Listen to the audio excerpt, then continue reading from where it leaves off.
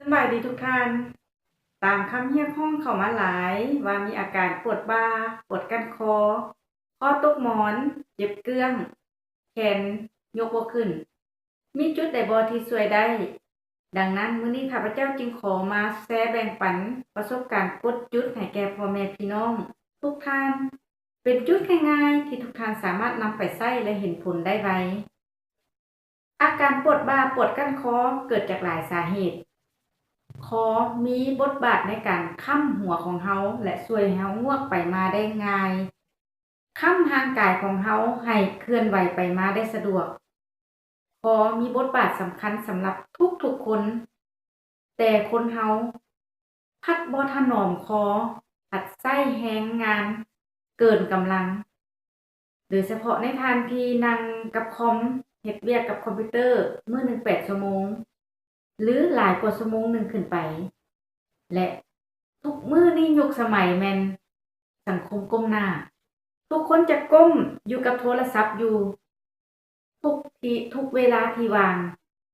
นั่นเป็นการทำลายคอของเราคอมีกล้ามสิ้นหลายมัดที่ช่วยในการพยุงคอช่วยในการงวกการที่เราใช้อยู่ท่าเดียวหลายดนหลายนาทีหาหลายชั่วโมงมันจะเฮ็ดให้กล้ามสิ้นนั้นเกิดอักเสบและเฮ็ดให้ปวดก้านคอลามลงมาปวดบ่าลามลงมาใส่แขนมันเป็นเหตุและปัจจัยที่เราใช้อันใดก็ตามที่เราใช้เกินไป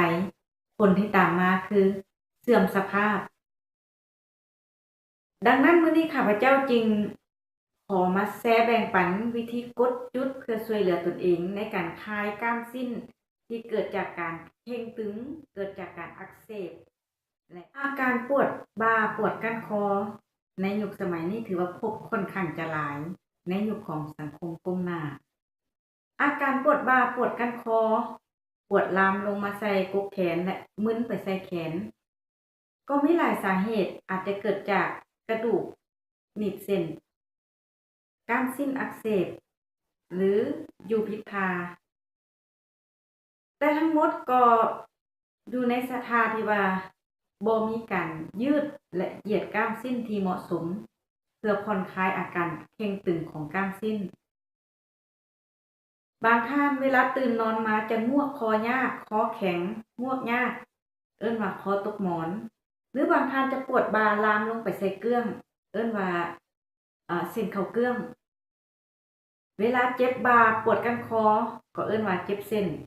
สาเหตุหรือชื่อที่เอิ้นนั้นมีร้อยแปดแล้วแต่ละท่านจะสรรหามาเอิ้นแต่สรุปแล้วทุกอย่างก็เอิ้นว่า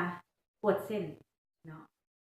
ส่วนจุดที่จะนำมาแก้อาการต่างๆนั้นเป็นจุดง่ายๆที่ข้าพเจ้าได้คัดย้อนมาเพื่อแชร์แบ่งปันให้แก่พ่อแม่พี่น้องนำไปใช้และเห็นผลได้ง่ายๆจุดทำอิฐคือจุด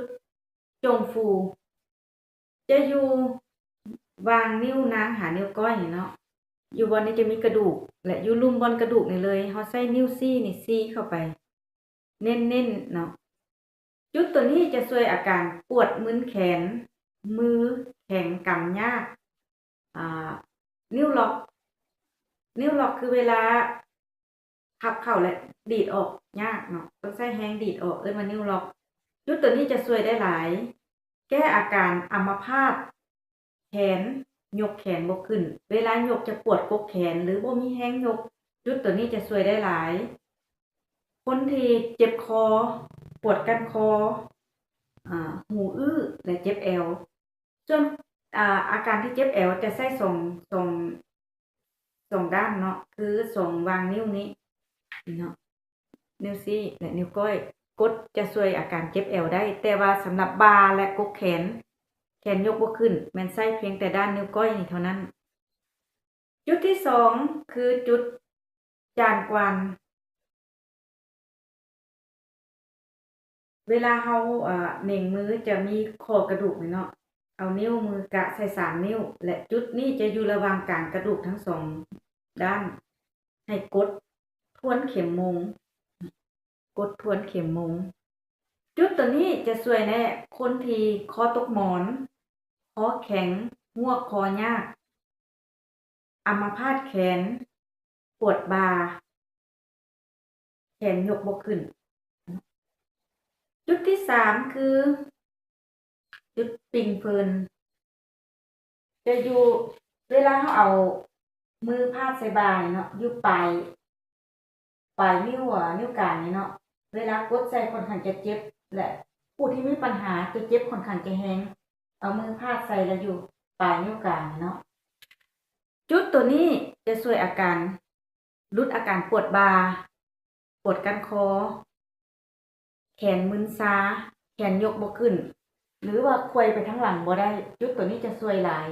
เพราะหลายคนจะยกแขนบ่ขึ้นมาด้านหลังเนาะเฮ็ดจังซี่บ่ได้จุดตัวนี้จะช่วยแก้ปัญหาของท่านได้หลาย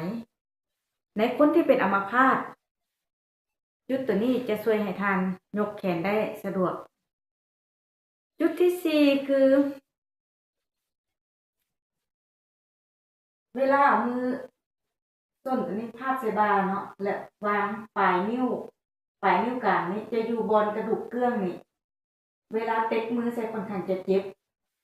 หลายคนจะเอิ้นว่าเส้นเข้าเกื้องเจ็บ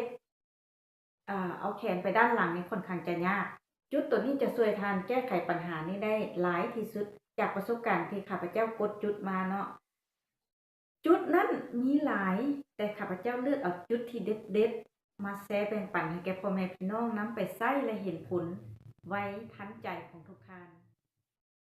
แต่ละจุดท่านสามารถกด50 500เทื่อได้ในผู้ที่เป็นดนเป็นซ้ำเหือมาหลายเดือนหลายปีท่านต้องกดเช้าสวยแรงต่อเนื่องกันหลายมื้ออาจจะเป็นทิศ2ทิศหรืออาจจะฮอดเดือนท่านต้องมันกดทุกมื้อจึงจะหายขาดจากอาการที่ท่านเป็นได้ส่วนในท่านที่หากก็เริ่มเป็นมื้อหนึ่ง2มื้อทิศหนึ่งท่านกดเพียงแต่ครั้งหนึ่ง2ครั้งอาการของท่านก็จะดีขึ้นทันทีขอให้ทุกท่านจงมีสุขภาพแข็งแรงมีอายุวันนะสุขภาละครอบครัวหักสามัคคีปรองดองลูกหลานบอกได้ใส่ฟังเงินค้ำหลั่งไหลเข้ามาทุกทิศทุกทางสมดังความมุ่งมั่นปรารถนาของทุกท่านปรารถนาอันใดก็ขอให้สมดังความมุ่งมั่นปรารถนาทุ